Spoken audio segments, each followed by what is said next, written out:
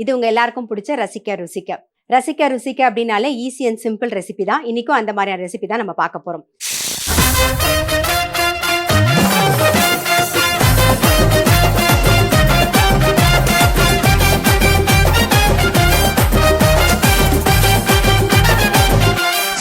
நம்ம இந்த மாசம் ஃபுல்லாவே மகாராஷ்டிரியன் ஸ்பெஷல் தானே பார்க்குறோம்.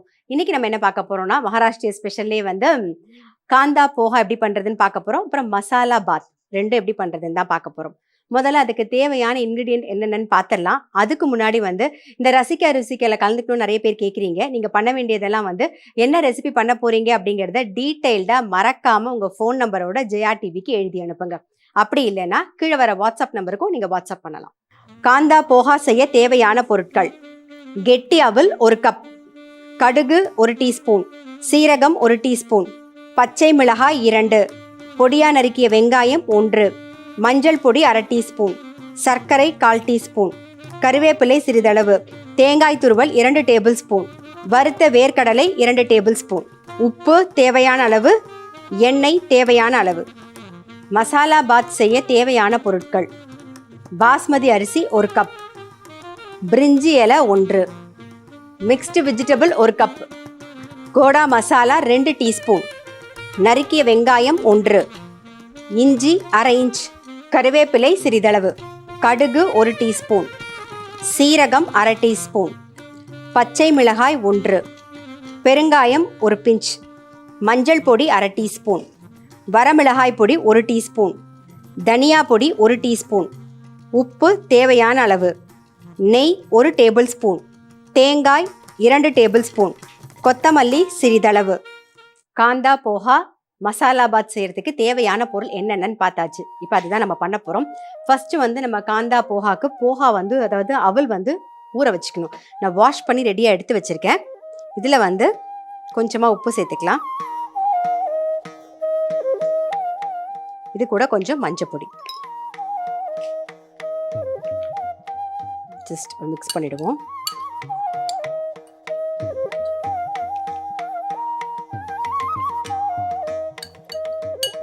இது நல்லா ஊறணும். அதுக்கப்புறமா தான் நம்ம போஹா பண்ண போகிறோம். சரி, இது அப்படியே ஊறட்டும். இப்போ என்ன பண்ண போகிறோம்னா மசாலா பாத் எப்படி பண்ணுறதுன்னு பார்க்க போகிறோம். அதுக்கு என்ன ப்ராசஸ்ன்னு பார்த்துடலாம். மசாலா பாத் எப்படி பண்ணுறதுன்னு பார்க்க போகிறோம். ஃபஸ்ட் அதுக்கு எண்ணெய் விட்டுக்கலாம். கொஞ்சம் வெங்காயம்லாம் வதங்கணும், அதனால கொஞ்சம் எண்ணெய் கூட. இப்போ இதுக்கு கடுகு, கொஞ்சம் சீரகம், கருவேப்பிலை, இஞ்சி, ஒரே ஒரு பச்சை மிளகா, அப்புறம் ஒரு வெங்காயம்.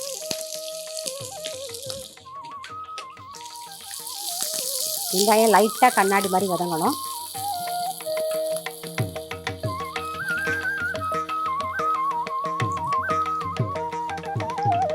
இதுக்கு எல்லா காய்கறியும் மிக்ஸ் பண்ணி எடுத்து வச்சுக்க. ஒரு பிரிஞ்சி இலை சேர்த்துக்கலாம். நம்ம எண்ணெயிலே கூட பிரிஞ்சி இலை போட்டுக்கலாம். நான் வெங்காயம் போட்டதுக்கப்புறம் போட்டிருக்கேன். கொஞ்சமாக பெருங்காயப்பொடி,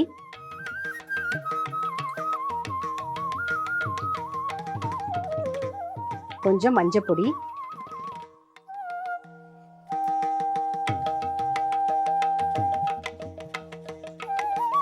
இப்போ கட் பண்ணி வச்சுக்கிற வெஜிடபிளை சேர்த்துலாம். நான் பீன்ஸு, கேரட்டு, கொடமிளகா, உருளைக்கிழங்கு கட் பண்ணி வச்சுருக்கேன். இப்போ அதை சேர்த்துக்க போகிறோம்.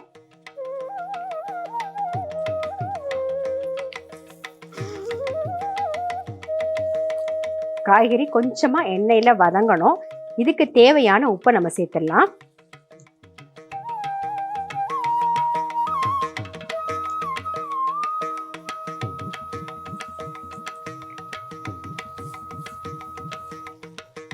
இது கூடவே ஏற்கனவே ஒரு பச்சை மிளகா போட்டிருக்கோம். நம்ம காரத்துக்கு வரமிளகா பொடி,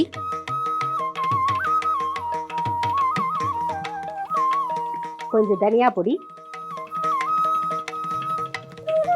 அப்புறம் நம்மளுடைய அந்த கோடா மசாலா அது ஒரு 2 டீஸ்பூன், 2லேருந்து 2.5 டீஸ்பூன் சேர்த்துக்கலாம்.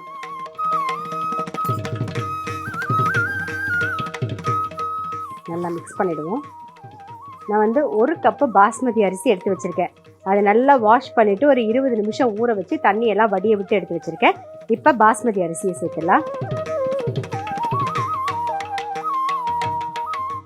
அரிசியை சேர்த்துருவோம்.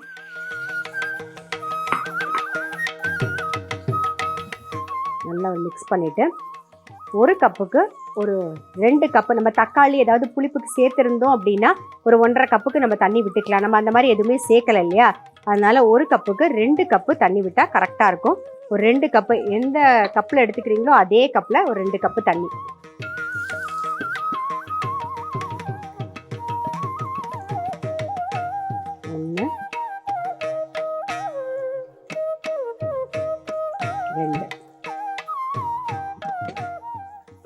ஆல்ரெடி நம்ம வந்து காய் வதங்கும் போது கொஞ்சமாக உப்பு போட்டோம். பட் உப்பு கொஞ்சம் தேவைப்படும், அதனால் கொஞ்சமாக உப்பு சேர்த்துக்கலாம். இது ஒரு கொதி வரணும். கொதி வந்தவுடனே சிம்மில் வச்சு மூடி வச்சிடலாம். கொஞ்சமாக உப்பு சேர்த்துப்போம்.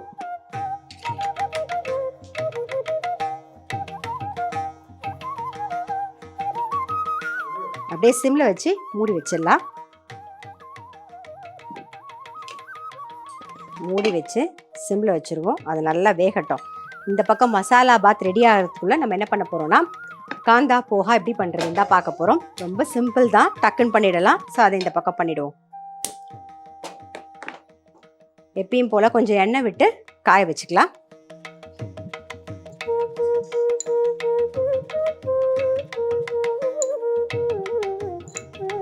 கொஞ்சம் எண்ணெய் விட்டாச்சு, அது காயட்டும். இந்த பக்கம் பேனில் எண்ணெய் விட்டுருந்தோம், அது நல்லா காஞ்சிருக்கு. இப்போ கடுகு,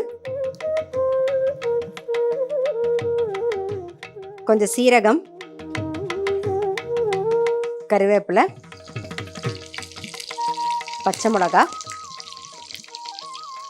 வெங்காயம், கொஞ்சமாக பெருங்காயப்பொடி,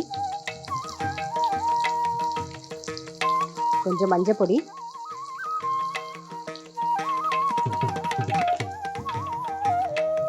வெங்காயம் லைட்டாக கண்ணாடி மாதிரி வதக்கிக்கலாம்.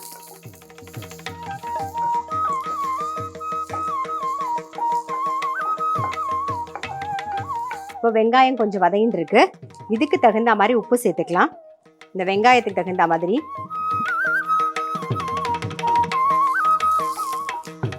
நம்ம அவல் வந்து ஊற வச்சு ரெடியாக வச்சுருந்தோம். ஆல்ரெடி அதில் நம்ம வந்து உப்பு போட்டிருக்கோம், அதனால் கரெக்டாக இருக்கும். பாருங்கள், நல்லா உதிர் உதிராக இருக்குது.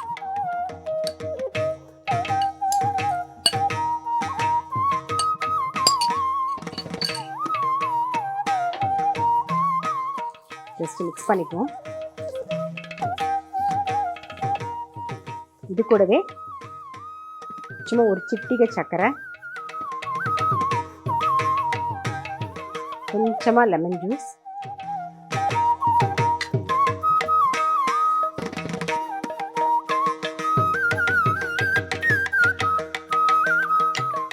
கொஞ்சம் கொத்தமல்லி. நான் வந்து தேங்காய் சேர்க்குறேன். தேங்காய் வந்து ஆப்ஷனல், உங்களுக்கு பிடிச்சிருந்தா மட்டும் நீங்கள் சேர்த்துட்டா போதும். தேங்காய் கொஞ்சம், அதுக்கப்புறம் வறுத்த வேர்க்கடலை. அவ்வளோதான், நம்மளுடைய காந்தா போஹா ரெடி. இதை பிளேட்டிங் பண்ணிவிடுவோம். இதை இப்போ ஆஃப் பண்ணிடலாம். நம்மளுடைய காந்தா போஹா ரெடி. இப்போ அடுத்தது மசாலா பாத் அந்த பக்கம் வெந்துட்டு இருக்கு இல்லையா, அது எப்படி இருக்குன்னு பார்த்துடலாம். பாருங்கள், நல்லா வெந்தெடுத்து. இப்போ என்ன பண்ண போகிறோன்னா இதுக்கு மேலாக ஒரே ஒரு ஸ்பூன் நெய் விட்டுக்கலாம்.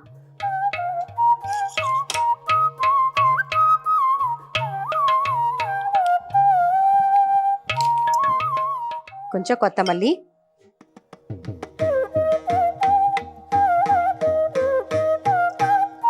தேங்காய். அவ்வளோதான், உங்களுடைய மசாலா பாத் ரெடி. இப்போ இதை பிளேட்டிங் பண்ணிடுவோம்.